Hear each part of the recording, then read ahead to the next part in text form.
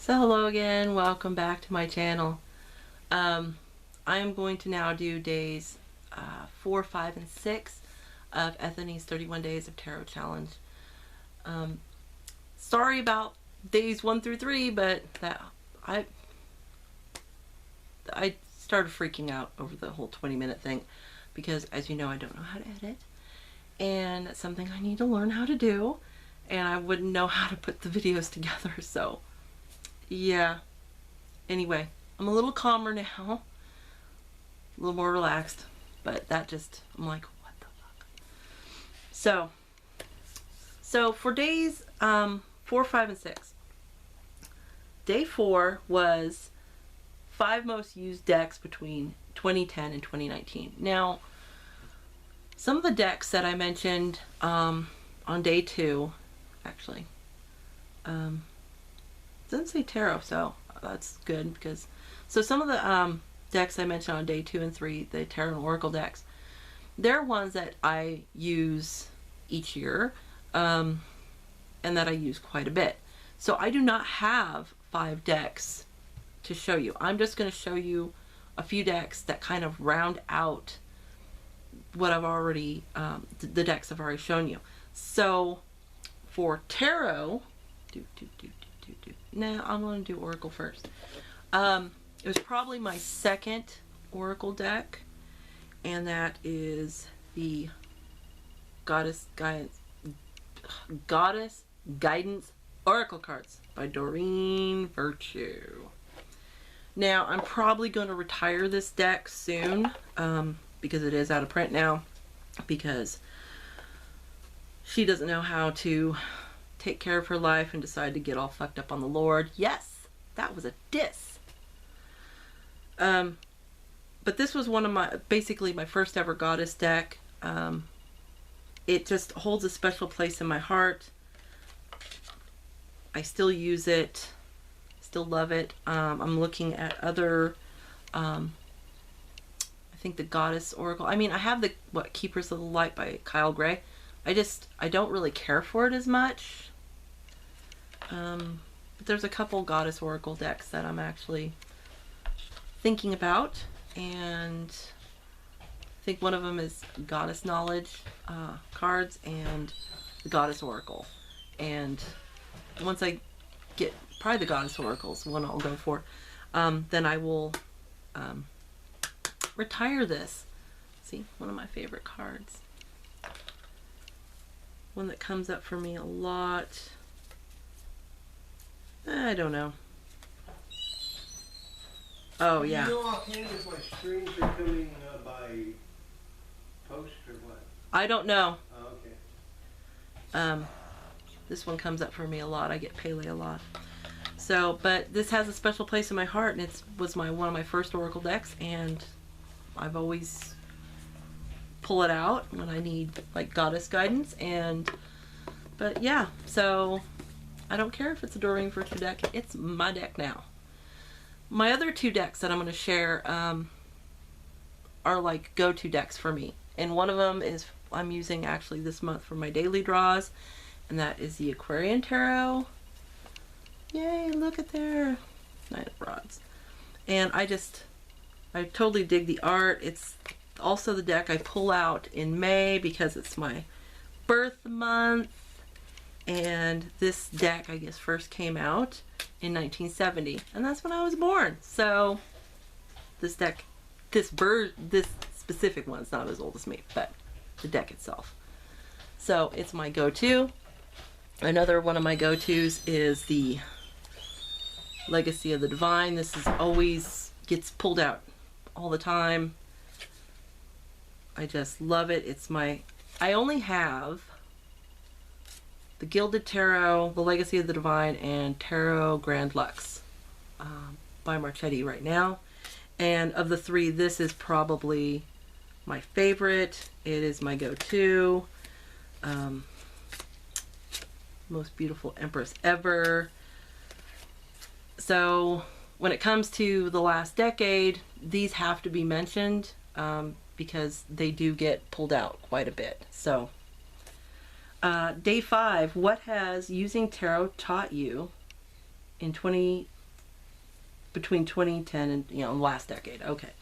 Um, Now, when I started tarot, which was almost 30 years ago, I didn't take to it right away, and I kind of just held on to the 2 decks I had, and finally came back to it a few years ago. And one of the things is, I took the cards at face value, and sorry, I'm washed out. Like you look at the devil card and it's like, oh my God, the devil, or the death card, or any of those. And one of the things I've learned is there is no positive or negative cards. People are like, oh, I didn't get a good card. Oh, I got a bad card. That's bullshit. They're not good or bad. They just are. They are their own message. Now, even the Wheel of Fortune, which people say, oh, it's a good card. It could be a bad card, depending on the context of the reading. And so that's where you got to look at things. It's not always about good or bad or positive or negative. It's relative, and you have to see what's going on in the situation. So it's really like a hangman moment. It's like you have to get a perspective for everything that's going on before you can deem a reading as positive or negative, or a situation as positive or negative. The cards are neither, they're both. They kind of encompass both, aspects. So that's one thing I learned. The other thing is, and I know a lot of people have their card for the year is the Tower. Now, I've gotten the Tower as my theme for the year in a year ahead spread, and I ignored it. And I was upset, and it was a Tower year. Things did come crumbling down. I didn't die or anything. I survived it. But things had to change, and that's what's important. And I think the majors especially teach this, is those are the archetypes. Those are aspects of life that all of us are going to experience, if at least once, if not multiple times. Take the death card. That was my card based on my birthday for this year, or from 2019 to 2020, because I go from my birthday to my birthday.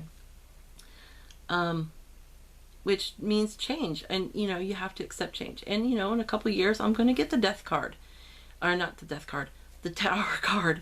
Sorry, and I just need to ensure that my foundation at that point is good and strong, and I'm going to have to rebuild a better tower from new materials. And that's all that is, but it's something I'm going to have to go through. It's something we all have to go through within our lives. Is we have those tower moments, we have those devil moments, we have those death moments, but we also have those moments with strength and the sun and the moon. And so you just realize that those are just aspects of life, and you accept that. And so that's what's important, and that's something that tarot has taught me, is just accept these aspects of life.